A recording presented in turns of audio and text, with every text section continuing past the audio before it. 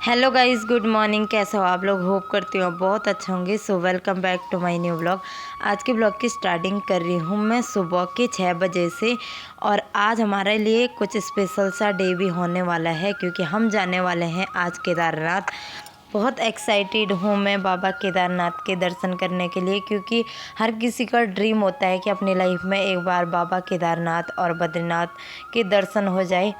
तो देखिए, हमने स्टार्ट कर ली है यहाँ से पैदल यात्रा।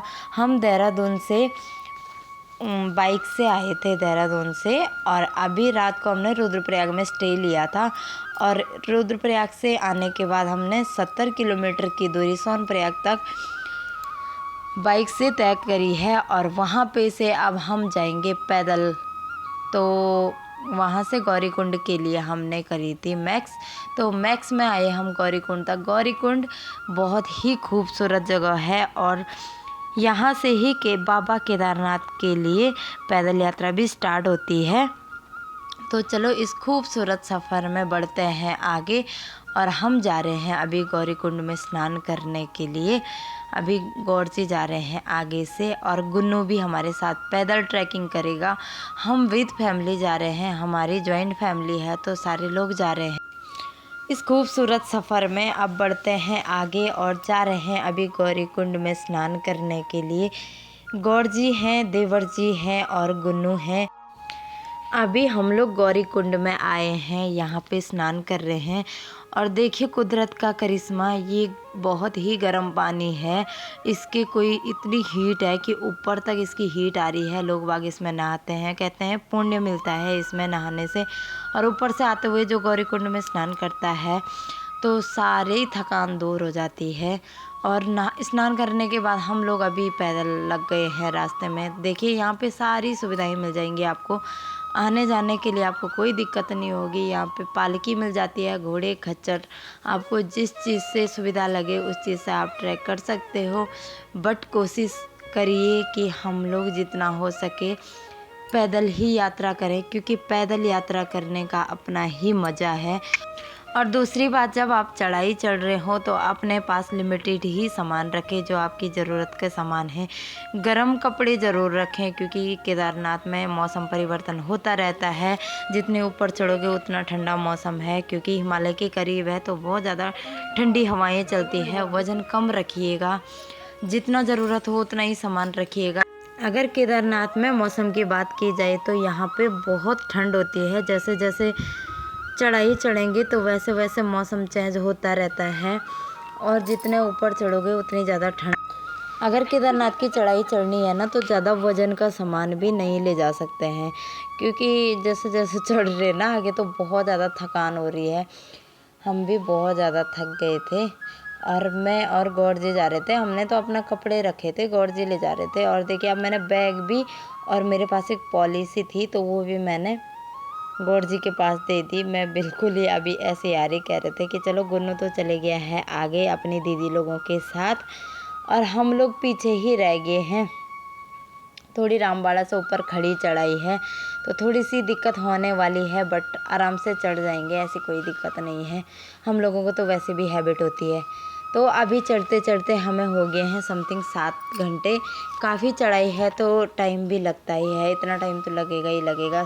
समथिंग 16 से 22 किलोमीटर का रास्ता है। कोई एग्जिट बता नहीं सकते कितने का है। मुझे 22 तो नहीं लगा, पर मुझे 16 भी नहीं लगा। मेरे को तो 18-19 किलोमीटर तो मुझे लगा ही। खैर आते आते देखिए शाम हो गई है। 2-2.5 घंटे का रास्ता, सॉरी 2-2.5 किलोमीटर का रास्ता और रह गया है। सामने जो लाइटें दिख रही है तो यहाँ पे घोड़ा पड़ा हुआ है। यहाँ से ऊपर ही बाबा केदारनाथ जी के लिए अब मंदिर दिखेगा। तो देखिए अब हो गई है 7:30 बज रहे हैं, हम पहुँच गए हैं मंदिर में। और मंदिर में पहुंचने के बाद यहीं पे हमने होटल में स्टे किया था रात को विद फैमिली। हम यहीं रहे पूरी। और अभी सुबह हम लोग नहा धो के तैयार हो गए हैं। सुबह 4:30 बज रहे हैं, अभी बाहर टहल रहे हैं। मैंने गुन्नू को भी गर्म पानी से नहला दिया था और हम भी नहा लिए थे। सब लोग नहा के अभी लाइन पे लगेंगे, क्योंकि बाबा के दर्शन भी तो करने हैं। और अगर कहते हैं धरती में स्वर्ग है ना, तो हाँ है, वो है बाबा केदारनाथ जी के चरणों में। बहुत सुकून है, आपको यहाँ पे बहुत सुकून लगने वाला है। जितना डिफ़िकल्ट आपका रास्ता हुआ था, जितनी कठिनाइयाँ ही आपके रास्ते में आई थी, उतना सब कुछ यहाँ पे आके गायब होने वाला है। केदारनाथ में आके आपको दिक्कत सिर्फ आने और मौसम अगर जिसको सूट नहीं होता तो उसके लिए हो सकती है। थोड़ा सा अपने पास मेडिसिन ज़रूर रख लीजिएगा, जो आपकी रेगुलरली अगर किसी की दवाई चलती है तो वो ज़रूर रख लीजिएगा, वो आपको हेल्प करेगी आपके स्वास्थ्य के लिए। तो हम लोगों का, मेरे को ऐसी कोई प्रॉब्लम नहीं हुई। हाँ, मेरे हस्बैंड की उनकी तबीयत थोड़ी सी ख़राब हो गई थी, उनके सर में बहुत ज़्यादा दर्द हो गया था, उनको ठंडा सूट नहीं किया, बट मुझे कुछ नहीं हुआ। बस ऐसा लग रहा था कि स्वर्ग में आ गए हैं, बहुत सुकून था यहाँ पे। और अभी हम सुबह के 5 बज रहे हैं समथिंग, बाबा के दर्शनों के लिए लाइन पे लगे हुए थे। लाइन पे बहुत दूर तक लगे हुए थे हम, बट अब काफ़ी पास पहुँच गए हैं। अब तो हम आगे ही पहुँच गए हैं, जो बाबा केदारनाथ जी के आगे फील्ड है ना, तो उसी में पहुँच गए हैं। हम बहुत पीछे थे, अब धीरे धीरे लाइन आगे बढ़ी है। लोग दर्शन करके कोई निकल रहा है तो कोई दर्शन करने जा रहा है। सुबह 5 बजे, हाँ 4:30 बजे हम लाइन पे लग गए थे। हमारा नंबर आया 6:30 बजे तक। और देखिए यहाँ पे बाबा केदारनाथ जी का मंदिर, कितना भव्य मंदिर बना हुआ है। इस मंदिर का निर्माण कहते हैं पांडवों ने किया है। जब पांडव स्वर्ग के लिए प्रस्थान कर रहे थे तो बीच में उन्हें भोलेनाथ जी से मिलना था। भोलेनाथ जी उनको दर्शन नहीं देना चाहते थे, बट तो उन्होंने यहाँ पे ना बैल का रूप रखा। जब भोलेनाथ ने यहाँ पे बैल का रूप धारण किया और धरती में धंस रहे थे तो भीम की नज़र भोलेनाथ जी पे पड़ गई। उन्होंने उनको ढूंढ लिया, वो छुप रहे थे, तो भीम ने उनकी पूँछ पकड़ ली। तो यहाँ पे भोलेनाथ जी का जो अवतार है वो है पीठ के रूप में, यहाँ पे भोलेनाथ जी दिखते हैं। और भोलेनाथ जी का जो आगे का हिस्सा है वो है नेपाल के काठमांडू में, जो पशुपतिनाथ के रूप में वहाँ पे भोलेनाथ जी का मंदिर बना हुआ है। सो आप लोगों से रिक्वेस्ट है कि अगर आप अपनी लाइफ में अगर कहीं जाने का प्लान कर रहे हो ना, कभी भी अगर आपको मौका मिले तो प्लीज़ केदारनाथ को ज़रूर विजिट करिएगा। आपको बहुत अच्छा लगेगा, बहुत शांति मिलेगी मन को। जो भी परेशानी है सारा बाबा केदारनाथ जी हर लेते हैं। यहाँ पे कहते ही हैं हर हर महादेव, इसका मतलब है कि हमारे सारे दुख हरो। महादेव के श्री चरणों में अपने सारे दुख रख दो।